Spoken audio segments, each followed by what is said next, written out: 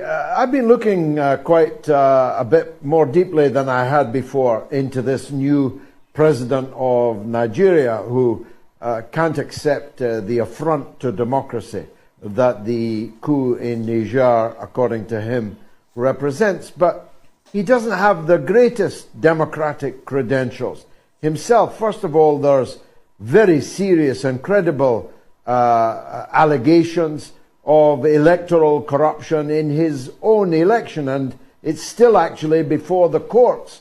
The opposition have never accepted his election. Secondly, the Senate of Nigeria has refused his demand that Nigerian troops be sent as part of an ECOWAS invasion of their neighbor, Niger. And then there's his own checkered history. To my absolute astonishment, forgive my ignorance, I had no idea that this man was a bagman for the mafia and the drug dealers in Chicago, Illinois, which doesn't seem like a great qualification to be the leader of Nigeria. These people who are now talking about democracy in Niger, many of them don't have a leg to stand on, do they? Welcome to my channel, where we discuss everything and all things politics, especially about the 2023 presidential election held in Nigeria on February 25, 2023. And INEC announced the result on March 1st, 2023. And that result is being challenged at the Presidential Election Petition Tribunal, from where it will end up at the Supreme Court. The major challenger to that election is Peter Obi of the Labour Party. And one of the grounds for which Peter Obi is challenging the election, one of the grounds is that ab initio, as for Bola Tinubu, the INEC declared winner of that election, who is now the president of Nigeria until the Supreme Court rules otherwise, was not supposed to have participated in the election because of his alleged link with drug trafficking, which was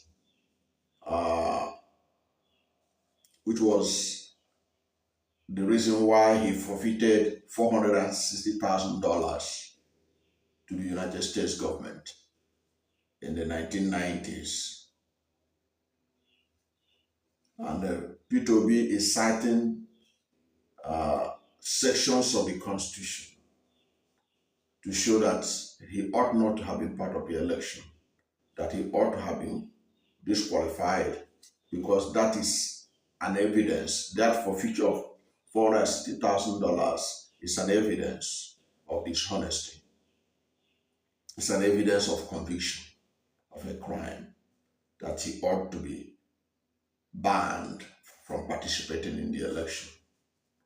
And if you go and read the relevant sections of the Constitution, where it was itemized, I think that was in section 137, where it was itemized on the conditionalities in which somebody could be disqualified from participating in the election.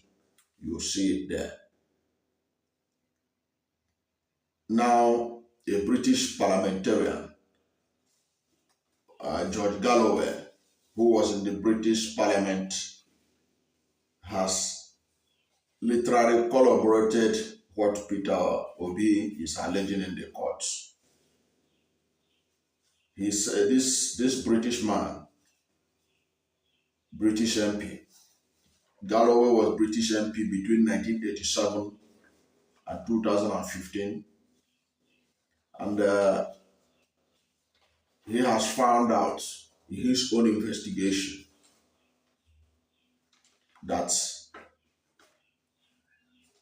Tinubu was a bagman for the mafia in Chicago.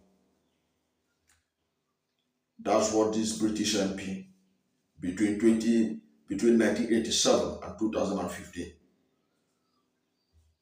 found out. And because of this, his findings, he was taken aback that Tinubu was trying to exercise moral authority in Nigerian Republic over the coup d'etat that took place there. And this Galloway also referenced the fact that the election that brought Tinubu to power was rigged. Okay? And so he was saying that Tinubu lacked the moral authority to talk about democracy, restoring democracy in Nigerian Republic. So all this has a lot of implication for the way the world is viewing Nigeria. The way the world is viewing Nigeria all boils down to our the choices, because this issue of Chicago and forfeiture of $460,000 was well known even to the All Progressive Congress, and yet they nominated Tinubu to be their presidential candidate. It's not that they were not aware. They were well aware that this could become an issue. The issue of alleged certificate forgery, was not new to them too in the APC. They were aware that this would be an issue, yet they went ahead and nominated Bola as their candidate. They were aware. Even the issue of his certificate, they were aware. They were aware, because right from late Chief Gani Fawumi, that matter had been there. But because they had scant regard for Nigerians, they still went ahead and nominated him. And now look at how his action is rubbing off on Nigeria. Okay? Now, you can see that Mr. Galloway, if you know him, he's a reputable podcaster, former British MP, and everything, whose voice carries a lot of weight. He's known for his brutal candor. He said that he only recently learned that Tinubu was a bagman for the mafia and drug dealers. He said that this is a discouraging attribute for someone tasked with running a country or leading a country. I keep telling people, no matter what you say about the West, no Western country will have a candidate, presidential candidate, forfeit $460,000 linked to narcotic, will years later come and be president in the Western world. It cannot happen. This can only happen in countries like Africa and Latin America. Even in Latin America, there are very few countries it can happen, because even Colombia couldn't allow some of their drug kingpins to be able to transform to presidential leadership or to governmental leadership. So we allowed the APC in particular. So this man now, when he sees Nigerian president, how do you think he will regard him? With this mindset he had. And of course, we all know that this issue is already in court as being part of the prayers of Peter Obi of the Labour Party and Atiku Abubakar of the People's Democratic Party to nullify his election.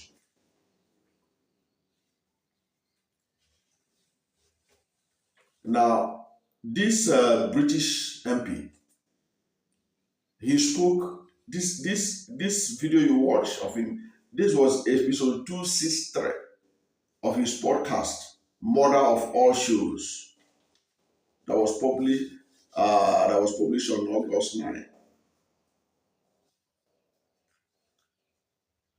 Okay? He took a look at Nigeria's election and the emergence of Tinubu. And he was mocking Nigeria. And he said that these people are now talking about democracy in Nigeria. He said that many of them don't have the leg to stand now. Do they? That they don't have leg to stand. He noted that Tinubu is still defending himself against a barrage of allegations that he rigged himself to power at the presidential election petition tribunal. Okay, so he was questioning the moral right of Tinubu to criticize how people change his power in other countries. And he said that Tinubu is parading himself like someone upright to criticize the Nigerian junta. You can see, he said that the opposition have never accepted his election. And it is true. Galloway was right. The opposition are challenging his victory. They are challenging his victory. And the outcome of the election ought to have made Tinubu to be humble. You know why? Look at it. Buhari won the 2019 election, the 2015 election, scoring over 15 million votes. And himself, Tinubu got 8.7 million votes. That's what they used in electing him. He ought to have known that there is a disconnect between him and the Nigerian public. And if you go by the result of the election petition tribunal, or the information coming out from there, where the Labour Party, through a witness, a professor of mathematics and a data analyst, was able to show that 2.5 million was allegedly illegally allocated to Tinubu, because the results in 18,088 result sheets were blurred, yet within that 18,088 result sheets, Tinubu was allocated 2.5 million votes. The mathematician presented. Now, if you remove this 2.5 million from Tinubu's 8.7 million, you see that Tinubu has 6.2 million votes. He will not even have majority of the vote cast in the election. This ought to have shown both the APC and the president to be careful how to dabble into international issues. Now, this was also enough to have shown them that majority of Nigerians rejected both the APC and their candidate, but for the alleged rigging of the election, aided allegedly by the Independent National Electoral Commission. Now, the world have not forgotten. People like George Galloway has not forgotten. So anytime Nigerian leader makes a statement that has to do with moral authority, that has to do with democracy, they check his antecedent to find out whether they should even listen to him or not. That was why South Africa led African Union to ignore Nigeria. Nigeria led the ECOWAS to impose 7 days ultimatum, but African Union gave 14 days ultimatum, because South Africa led AU, according to Nigeria's former Minister of Foreign Affairs, to disregard ECOWAS because of Tinubu's leadership, because the South Africans according to Professor Akiyemi, was also asking the moral authority of Tinubu to question what is happening in Nigeria when his own election have been contentious and is being challenged in the court. So it's a lesson for us as a nation. Because what we tolerate is what the world will use in judging you. What a nation tolerates is what the world will use in judging that nation.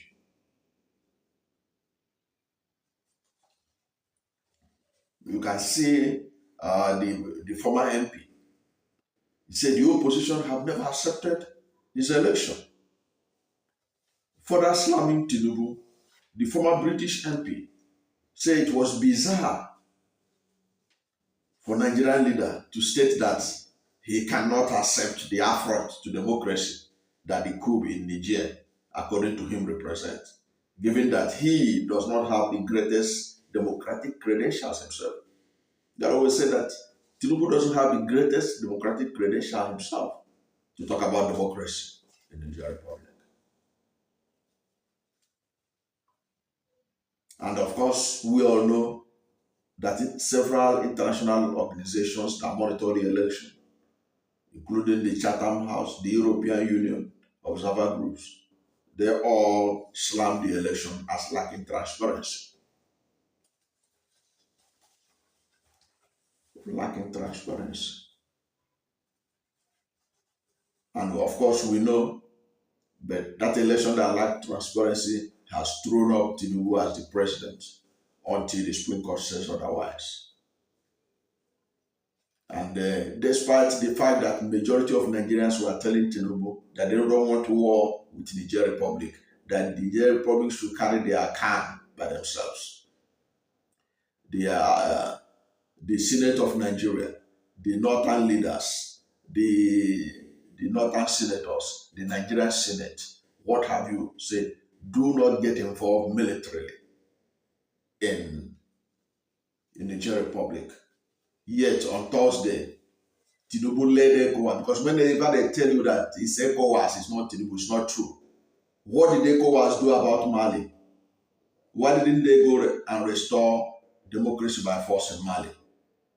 Why didn't they go to Burkina Faso and restore democracy? ECOWAS, were they not around when democracy was kicked aside in Burkina Faso? Why didn't ECOWAS impose military, send military to restore democracy there? In Guinea, why didn't ECOWAS send army to restore democracy? All of a sudden, it is Niger that ECOWAS must restore democracy. What does that tell you?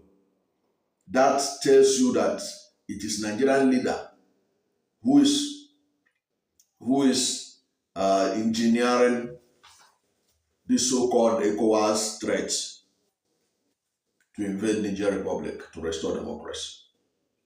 Now, despite everything that opposition of Nigerians, opposition to military invasion by Nigeria, on Thursday, ECOWAS doubled down. But I think it is Tinubu that doubled down by insisting that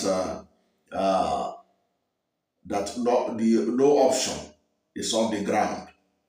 So even the option of the military invasion of Niger is there. Excuse me. Okay?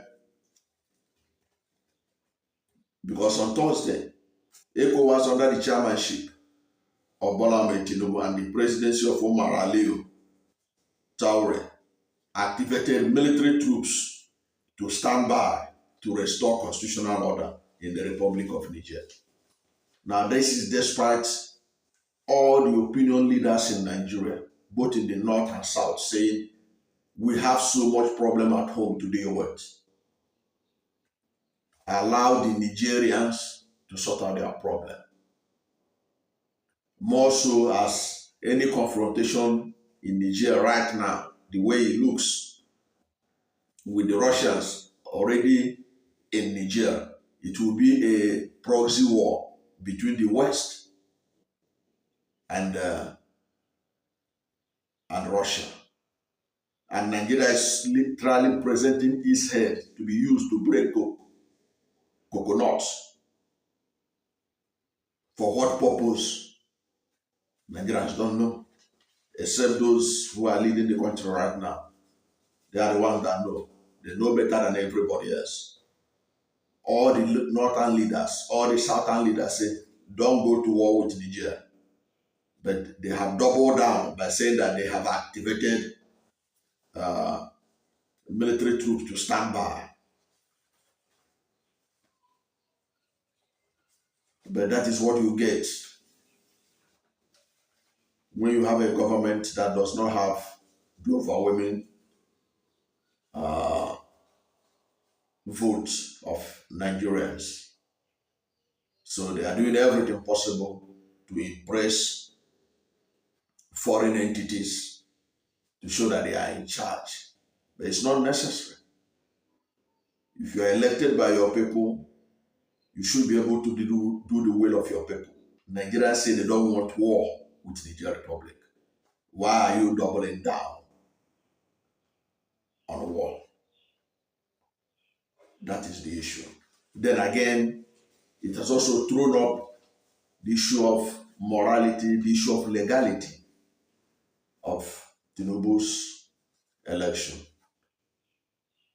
His disqualification has been pleaded by Peter Obi of the Labour Party on account of links with drug trafficking and the forfeiture of $460,000 to the United States government.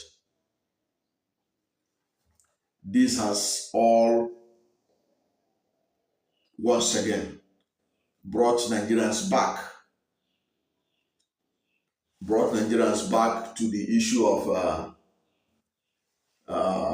the election and the election petition tribunal and the Supreme Court. The Supreme Court, the election petition tribunal, I'm sure they are watching how the world is viewing the emergence of Nigerian president. They could see that the world has scant regard for Nigerian leadership because of the outcome of the election. Only the Supreme Courts and the appeal courts can look at all these matters and see what they can do to restore the respect of Nigeria in the international community. Because the voice of a leader of a country should carry the legality and the moral authority of that country. When that is lacking, it reduces a lot in the perception of that country before the world. Thank you for watching this video, and if you are new to my channel, you have not yet subscribed to my channel, please subscribe to my channel, hit the subscription button, hit the notification bell. When you subscribe to my channel and hit the notification bell, anytime I have a new video, you will be among the first to know. And please don't forget to like this video, because when you like it, God will rank it high and recommend it for more people. Thank you, and God bless you and yours.